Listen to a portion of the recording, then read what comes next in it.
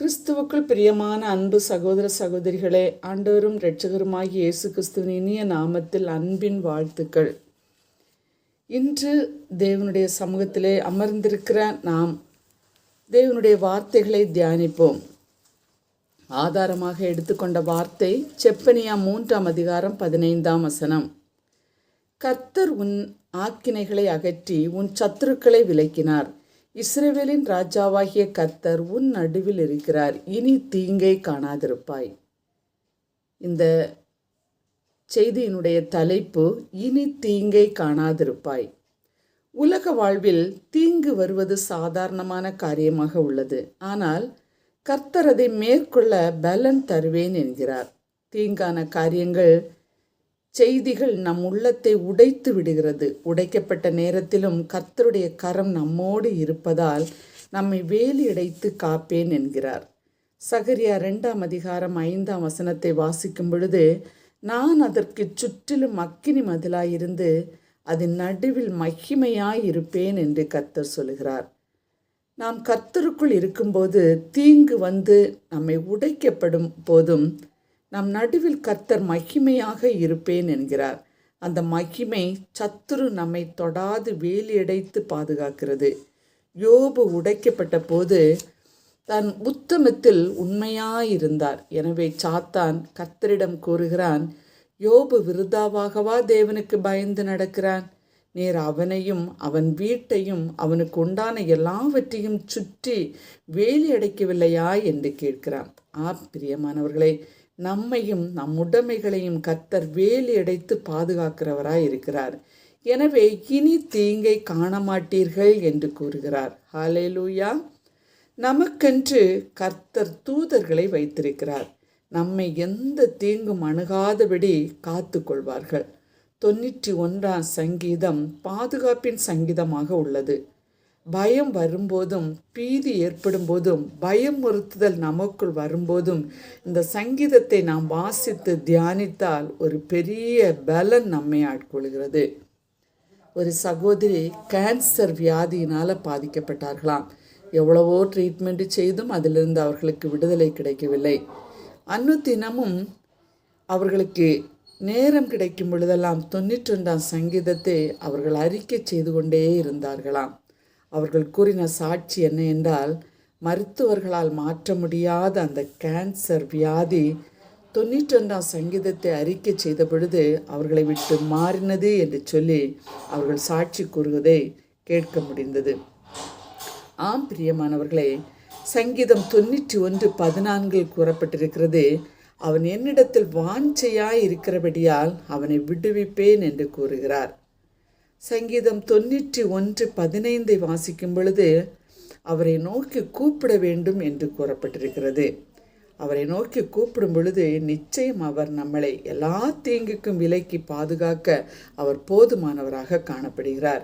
எபிரேயர் 1ஆம் அதிகாரம் 14ஆம் வசனத்தை நாம் வாசிக்கும் பொழுது, இரட்சிப்பை சுதந்திரிக்க போகிறவர்களின் நிமித்தமாக ஊழியம் செய்யும்படிக்கு அவர்கள் எல்லாரும் அனுப்பப்படும் பணிவிடை ஆவிகளாய் இருக்கிறார்கள் அல்லவா என்று கூறப்பட்டிருக்கிறது. தேவ தூதர்கள் தேவனால் அனுப்பின ஆவிகள். அவர்கள் தேவனுடைய கட்டளைகளை நிறைவேற்றுகின்றன. ரட்சிக்கப்பட்ட மகனுக்கு அல்லது மகளுக்கு, விசுவாசிக்கு தெய்வ தூதர்கள் ஊழியம் செய்யும்படியாக கர்த்தர் நியமித்திருக்கிறார் என்று சொல்லி வேதத்திலே நாம் வாசிக்கிறோம். இயேசு 40 நாள் உபவாசித்து செபித்தபின் பசி உண்டாயிற்று. பிசாசினால் சோதிக்கப்படுகிறார். ஆனால் பிசாசு போன போது தூதர்கள் வந்து அவருக்கு பணிவிடை செய்தார்கள் என்று வேதத்திலே வாசிக்கிறோம். பிரியமானவர்களே, நாமும் ஒடுக்கப்படும் பொழுது, நொறுக்கப்படும் பொழுது பணிவிடையின் ஆவியலாகிய தூதர்களை அனுப்பி தேவன் நம்மை விடுவிக்க அவர் போதுமானவராக காணப்படுகிறார். எனவேதான் கூறப்பட்டிருக்கிறது, இனி தீங்கை காணாதிருப்பாய். இந்த வசனத்தை நாம் சுதந்திரித்து கொள்ள வேண்டும். தீங்கு நம்மை அணுகாமல் இருக்க நாம் என்ன செய்ய வேண்டும் என்று சொல்லி வேதத்திலிருந்து சில காரியங்களை குறித்து தியானிப்போம். முதலாவதாக நாம் வாசிக்கும் பொழுது, யோசுவா 6ஆம் அதிகாரத்தை நான் வாசித்து பார்க்கும் பொழுது, எரிகோ இஸ்ரவேல் புத்திரருக்கு முன்பாக அடைக்கப்பட்டிருந்தது. ஒருவரும் கோட்டையை விட்டு வெளியே வரவும் முடியாது, உள்ளே போகவும் முடியாது. கர்த்தர் யோசுவாவை பார்த்து கூறுகிறார், எரிகோவையும் அதன் ராஜாவையும் யுத்த வீரரையும் உன் கையில் ஒப்பு கொடுத்தேன். யுத்த புருஷராகிய நீங்கள் அனைவரும் பட்டணத்தை சூழ்ந்து ஒரு தரம் சுற்றி வாருங்கள். இப்படி 6 நாள் செய்ய வேண்டும். 7ஆம் நாள் 7 தடவை எரிகோ மதிலை சுற்ற வேண்டும் என்று கூறுகிறார். அவர் கூறின வண்ணமாகவே யோசுவாவும் அவனுடைய மக்களும் செய்கின்றனர். 7ஆம் நாள் 7 தடவை சுற்றின பொழுது எக்காலம் ஊதி ஆர்ப்பரித்த போது அலங்கம் இடிந்து விழுந்தது என்று சொல்லி பார்க்கிறோம்.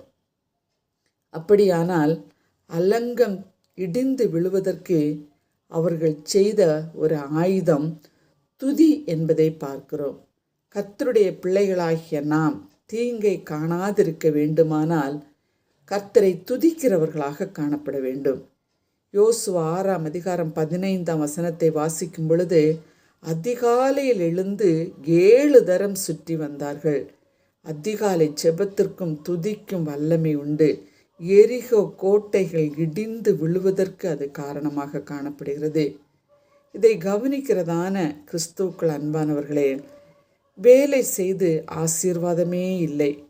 பிள்ளைகளுடைய வாழ்வில் பல தடைகள், நோய் மாறவே இல்லை, வியாதி படுக்கைகள் என்னை அழுத்துகிறது என்று சொல்லி துக்கத்தோடு இருக்கிற உங்களை பார்த்து அருள்நாதர் இயேசு கூறுகிறார், அதிகாலையில் எழுந்து என்னை துதிக்கும் பொழுது நிச்சயம் தீங்கு உங்களை அணுகாதபடி பாதுகாப்பேன் என்று கூறுகிறார். ஆமேன். 2ஆவதாக நாம் அவரை பாடி துதிக்க வேண்டும் என்று சொல்லி பார்க்கிறோம். பாடல் பாடி தேவனை மகிமைப்படுத்த வேண்டும் என்று பார்க்கிறோம். 2 நாளாகமும் 20ஆம் அதிகாரம் 22ஆம் வசனத்தை வாசிக்கும் பொழுது கர்த்தர் எப்படி யோசபாத்துக்கு உதவி செய்தார் என்பதை குறித்து தெளிவாக கூறப்பட்டுள்ளது.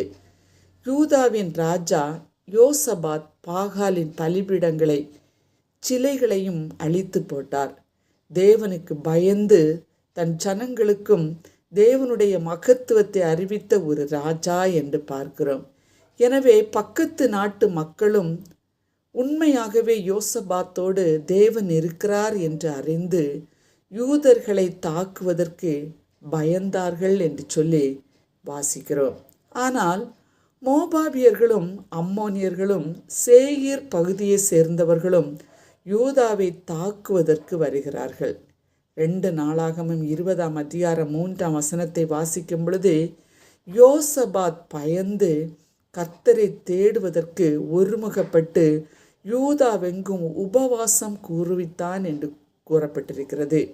யுத்தத்திற்கு போகும்போது தனது படைக்கு முன்பாக பாடகர்களை நிறுத்தி படையை பின்பாக நிறுத்தினான் என்று சொல்லி பார்க்கிறோம். கர்த்தரை துதியுங்கள், அவர் நல்லவர், அவர் கிருபை என்றும் உள்ளது என்று சொல்லி சந்தோஷத்தோடு மக்கள் ஆர்ப்பரித்து பாடின பொழுது 2 நாளாகமும் 20ஆம் அதிகாரம் 22ஆம் வசனத்தை வாசிக்கும் பொழுது, விரோதிகள் ஒருவருக்கு ஒருவர் எழும்பி வெற்றுண்டு விழுந்தார்கள், யூதர்கள் வெற்றி பெற்றார்கள் என்று சொல்லி பார்க்கிறோம். 2 நாளாகமும் 20ஆம் அதிகாரம் 20ஆம் வசனத்தை வாசிக்கும் பொழுது, அதிகாலமே எழுந்துதான் துதித்து பாடி ஆராதித்தார்களாம். அவர்கள் ஆராதிக்கும் பொழுது அவர்களுக்கு எதிராக வந்ததான சத்துருவானவனுடைய கிரியைகள் அழிக்கப்பட்டது என்று சொல்லி பார்க்கிறோம்.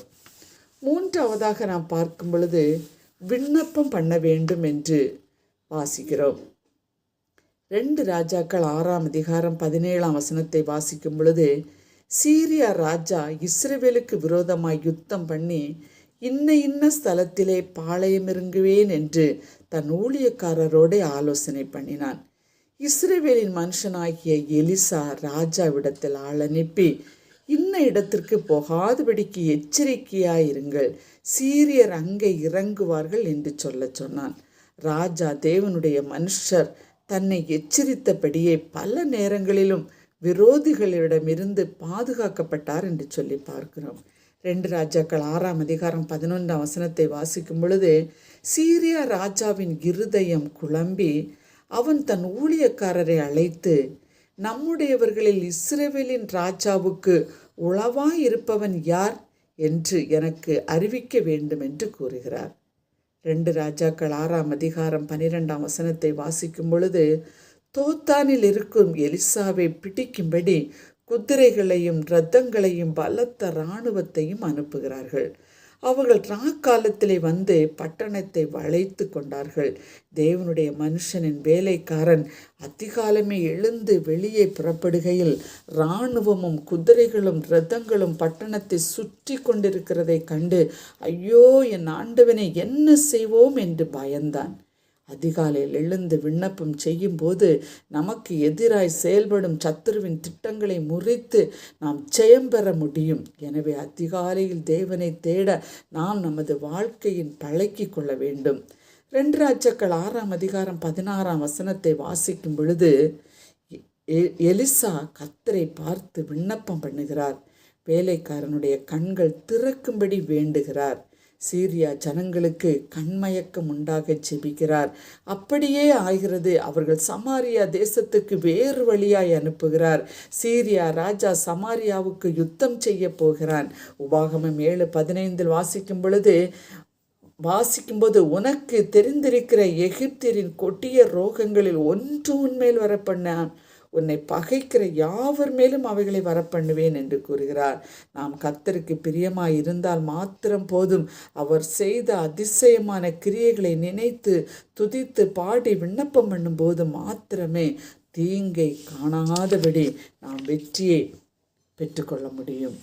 அப்படியானால் தீங்கு நம்மை அணுகாதிருக்க வேண்டுமானால் முதலாவது கர்த்தரை துதிக்க வேண்டும், 2வது அவருடைய மகிமையை பாட வேண்டும், 3வது விண்ணப்பம் பண்ண வேண்டும்.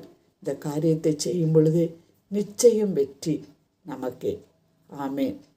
அன்புள்ள இயேசு சுவாமி, நீ தந்த நல்ல வார்த்தைக்கு உமக்கு நன்றி. எங்களுக்கு எதிராய் வருகிற சத்துருவானவனை முறியடித்து இனி தீங்கை காணாதிருப்பாய் என்று சொன்ன வார்த்தை வாக்குத்தத்தம் எங்களிலே நிறைவேற உதவி செய்யும். இயேசுவின் நாமத்தில் பிதாவே, ஆமேன்.